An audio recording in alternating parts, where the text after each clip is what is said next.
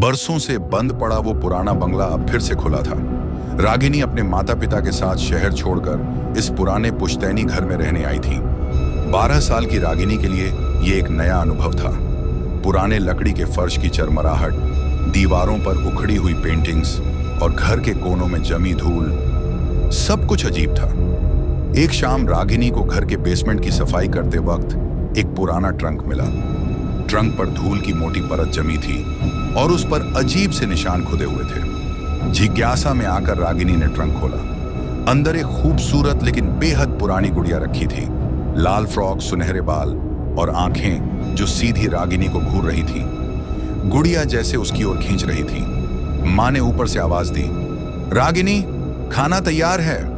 रागिनी ने गुड़िया को देखकर मुस्कुराया और धीरे से कहा, तुम अब मेरी हो। लेकिन जैसे ही उसने गुड़िया को उठाया, बेसमेंट की लाइट झपकने लगी। रागिनी चौंकी, पर सब कुछ फिर शांत हो गया। वो गुड़िया को लेकर अपने कमरे की ओर बढ़ गई, बिना ये जाने कि उसने एक शापित खेल की शुरुआत कर दी है। रात के अंधेरे में घर की खामोशी गूंज रही थी। बाहर बारिश शुरू हो चुकी थी और खिड़की के शीशों पर बूंदें टकरा रही थीं। रागिनी अपने बिस्तर पर लेटी थी और वो गुड़िया उसकी साइड टेबल पर बैठी थी, जैसे चुपचाप उसे देख रही हो। रागिनी की माँ ने कमरे की लाइट बंद की और कहा, सो जाओ बेटा, सुबह स्कूल है। रागिनी ने धीरे से गुड़िया की ओर देखा, गुड नाइट। मगर जैसे ही कमरे की लाइट बंद हुई, कुछ तो बदल गया। कुछ ठंडा, भारी और डरावना। आधी रात के करीब रागिनी की आंख खुली। उसे महसूस हुआ जैसे कोई उसे देख रहा हो। उसने करवट ली और देखा कि वो गुड़िया अब टेबल पर नहीं थी। उसका दिल जोर जोर से धड़कने लगा। उसने धीरे धीरे कमरे में नजर घुमाई। तभी अलमारी के पास एक परछाई सी हिली। परछाई एक छोटी लड़की जैसी। रागिनी ने कांपते हुए टेबल लैंप जलाया। लाइट जलते ही सब कुछ फिर से सामान्य दिखा। गुड़िया वापस टेबल पर बैठी थी। शायद सपना था, उसने खुद से कहा, लेकिन उसके मन के किसी कोने में डर गहराने लगा था। रागिनी को नहीं पता था कि वो गुड़िया सिर्फ एक खिलौना नहीं थी, बल्कि वो एक दरवाजा थी किसी और दुनिया का। अगली सुबह रागिनी थोड़ी बुझी बुझी थी। माँ ने पूछा, सब ठीक है ना बेटा? रागिनी ने मुस्कुराने की कोशिश की। हाँ माँ, बस अजीब सा सपना देखा था। स्कूल से लौटते ही रागिनी सीधा अपने कमरे में गई।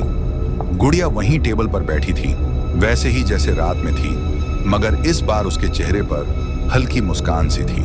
रागिनी कुछ देर उसे घूरती रही, फिर बुदबुदाई, तू सच में बहुत अजीब है। रात को उसने फिर वही सपना देखा। एक छोटी लड़की अंधेरे में खड़ी थी, हाथ में वही गुड़िया, और कह रही थी, तू मेरी सबसे अच्छी दोस्त है, हमेशा के लिए। रागिनी घबराकर उठ बैठी। इस बार वो पसीने पसीने थी। उसने देखा गुड़िया अब उसके सिरहाने बैठी थी, जबकि उसने तो उसे टेबल पर रखा था। अब डरने की बजाय रागिनी ने गुस्से में गुड़िया को उठाकर अलमारी में बंद कर दिया और कहा, अब तुझे यहां से बाहर नहीं निकलने दूंगी। लेकिन जैसे ही वो पलटी, अलमारी का दरवाजा अपने आप खुल गया और गुड़िया वापस उसी जगह बैठी थी। रागिनी की रूह कांप उठी। कोई शक नहीं बचा था, इस गुड़िया के साथ कुछ बहुत गलत था। अगले दिन रागिनी का मन स्कूल जाने का नहीं हुआ। वो पूरे समय किसी गहरी सोच में डूबी रही। माँ ने जोर दिया, पर रागिनी ने बहाना बना लिया। जब माँ नीचे रसोई में थी, रागिनी ने धीरे धीरे फिर उसी पुराने बेसमेंट की तरफ रुख किया, जहां से उसे गुड़िया मिली थी। उसका मन कह रहा था कि जवाब वहीं छुपे हैं। बेसमेंट की दीवार के पास उसे एक पुरानी लकड़ी की अलमारी दिखी, जिसके नीचे फर्श उखड़ा हुआ था। ध्यान से देखने पर उसे वहां एक छुपा हुआ हिस्सा मिला। फर्श को धीरे धीरे हटाते हुए उसने एक पुरानी डायरी निकाली, धूल से सनी मगर अब भी साबुत। डायरी पर नाम लिखा था, अनया देवी, 1965। उसने पहला पन्ना खोला। मेरी बेटी नीलू अब नहीं रही, मगर उसकी आत्मा इस गुड़िया में बस गई है। मैं जानती हूं लोग मुझे पागल कहेंगे, पर यह सच है, गुड़िया अब जिंदा है। वो किसी भी लड़की को अपनी नई दोस्त बना सकती है, हमेशा के लिए। रागिनी के हाथ कांपने लगे। पन्नों के बीच एक पुरानी फोटो थी, एक छोटी लड़की उसी गुड़िया को पकड़े हुए, और उस लड़की की आंखें ठीक वैसी ही थीं जैसी रागिनी ने अपने सपने में देखी थी।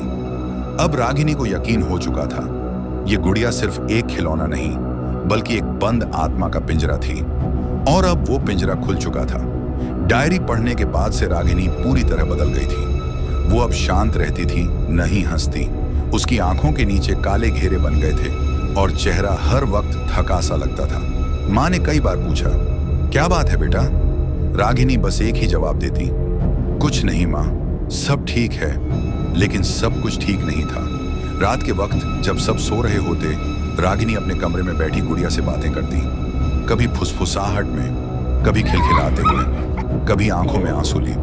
गुड़िया की आंखें अब और भी चमकदार लगने लगी थीं। रागिनी को अब लगता कि वो उसकी बातें समझती है, जवाब देती है।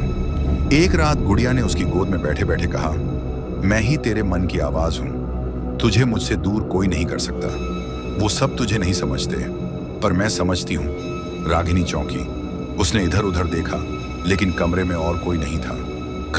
कौन? उसने कांपते हुए पूछा। गुड़िया की आंखें एक पल के लिए लाल हो गईं और फिर वो आवाज दोबारा आई, इस बार सीधा रागिनी के अंदर से, मैं तेरी सबसे अच्छी दोस्त हूं, नीलू। अब रागिनी की आंखें भी धीरे धीरे बदल रही थीं। उसका व्यवहार अजीब हो गया था। वो माँ बाप से चिढ़ने लगी थी, अकेले रहने लगी थी। उस पर अब सिर्फ रागिनी का नहीं, बल्कि नीलू की आत्मा का असर हो चुका था। शाम के समय माँ ने रागिनी को खाना खाने के लिए आवाज दी, मगर कोई जवाब नहीं आया। 3 बार बुलाने पर भी चुप्पी छाई रही।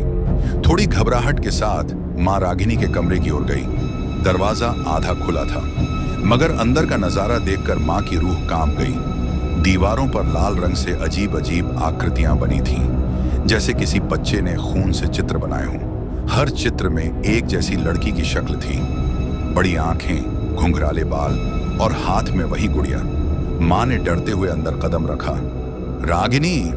कमरे के कोने में रागिनी बैठी थी। फर्श पर गुड़िया को सामने रखकर मोमबत्तियों से घिरा एक गोला बना हुआ था। वो बुदबुदा रही थी, जैसे किसी को बुला रही हो।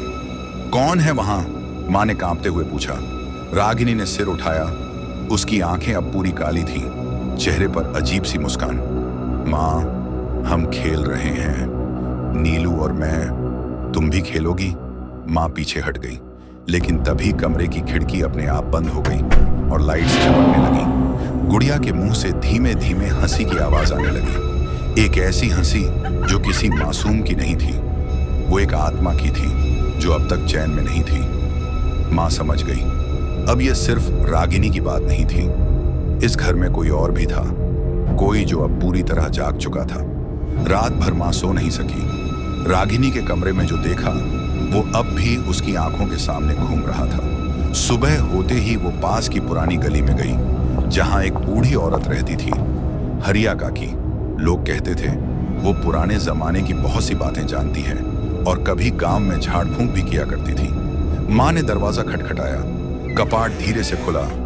अंदर से कांपती आवाज आई, मैं जानती थी एक दिन तू जरूर आएगी। माँ चौंकी। आप जानती थी? हरिया काकी ने धीरे धीरे माँ को अंदर बुलाया। दीवारों पर नींबू मिर्च, राख से बने चिन्ह और देवी देवताओं की मूर्तियां रखी थी। माँ ने पूरी बात बताई, गुड़िया, सपने, दीवारों के चित्र और रागिनी का बदलता स्वभाव। हरिया काकी चुपचाप सुनती रही। फिर उसने लकड़ी के एक संदूक से एक पुराना कागज निकाला। उस पर अखबार की एक पुरानी कटिंग चिपकी थी। छोटी बच्ची नीलू की रहस्यमयी मौत, गुड़िया हाथ में लिए कुएं में मिली लाश। तारीख थी 18 जून 1965। हरिया काकी ने कांपती आवाज में कहा, नीलू अनया देवी की बेटी थी। वो गुड़िया से बहुत खेलती थी, पर एक दिन वो बदलने लगी। वो गुड़िया के साथ बातें करती, लोगों से दूर भागती और एक दिन बिना किसी के बताए कुएं में कूद गई। पर जब उसकी लाश मिली तो उसकी आंखें खुली थीं और हाथ में वही गुड़िया थी। माँ की सांस रुक गई। तो ये वही गुड़िया है? हरिया काकी ने सिर हिलाया।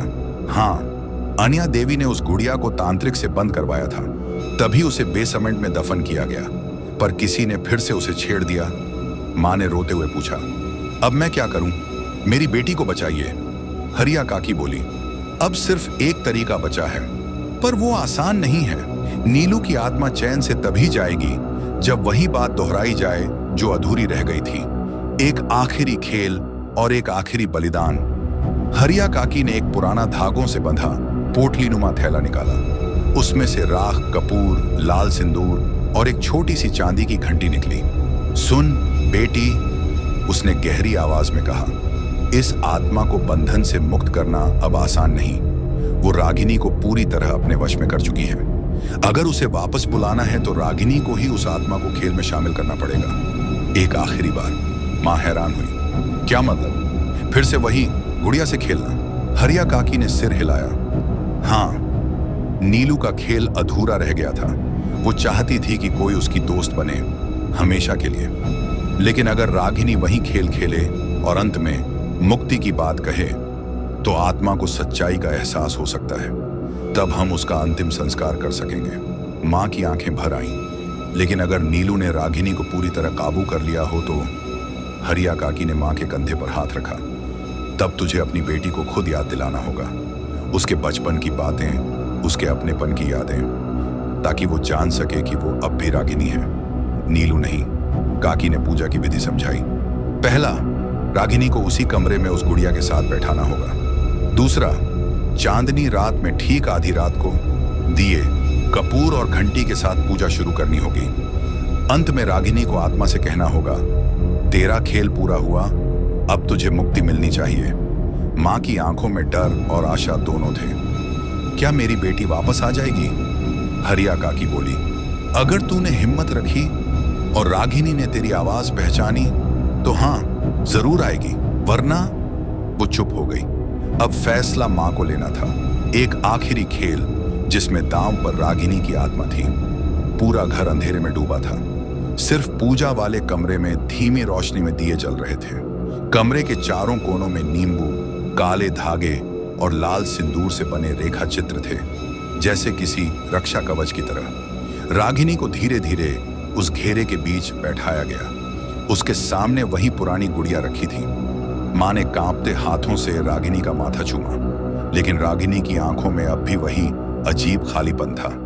हरिया काकी ने घंटी बजाई और कपूर जलाया। अब जब आधी रात की घड़ी बजेगी, आत्मा जागेगी।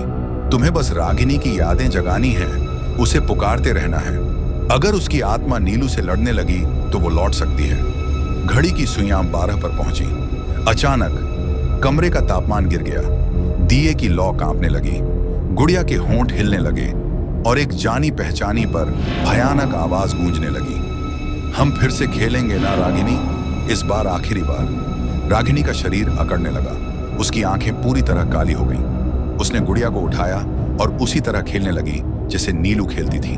बिल्कुल वैसा ही खेल, वही गिनती, वही गीत। 1, 2, 3, गुड़िया और मैं सदा रहेंगे संग। माँ ने डरते हुए पुकारा, रागिनी मेरी बच्ची, मुझे देख, मैं तेरी माँ हूं।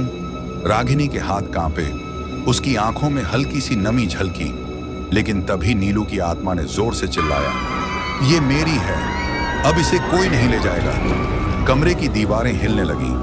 हवा भयंकर शोर मचाने लगी। दियों की लौ बुझने लगी।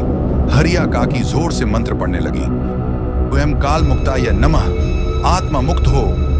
माँ चीख पड़ी, तेरा खेल पूरा हुआ, अब मुक्ति का समय है। रागिनी अचानक थरथराने लगी। उसकी आंखों से आंसू बहने लगे।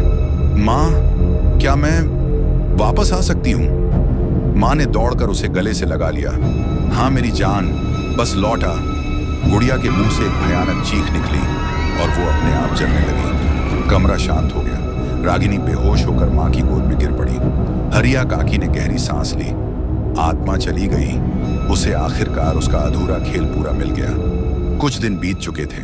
रागिनी अब धीरे धीरे सामान्य हो रही थी। वो फिर से हंसने लगी थी, स्कूल जाने लगी थी। माँ ने हरिया काकी के कहने पर गुड़िया की बची खुची राख को एक मिट्टी के कलश में बंद किया और उसे पास के पुराने घाट पर बहा दिया। हर कोई राहत की सांस ले रहा था। घर में अब शांति थी, लेकिन माँ की आंखों में अब भी एक अनदेखा डर छुपा था। रात को माँ ने पूजा की और रागिनी को सुलाकर खुद भी चैन की नींद लेने गई। कमरा अंधेरा था। सिर्फ चांद की हल्की रोशनी खिड़की से आ रही थी। लेकिन तभी हवा का एक ठंडा झोंका कमरे में घुसा। रागिनी के बिस्तर के नीचे से राख की एक हल्की सी परत उड़ी और उस पर उभरी एक धुंधली सी आकृति, एक छोटी सी मुस्कुराती गुड़िया की झलक। उसके होंठ हल्के से हिले। फिर मिलेंगे।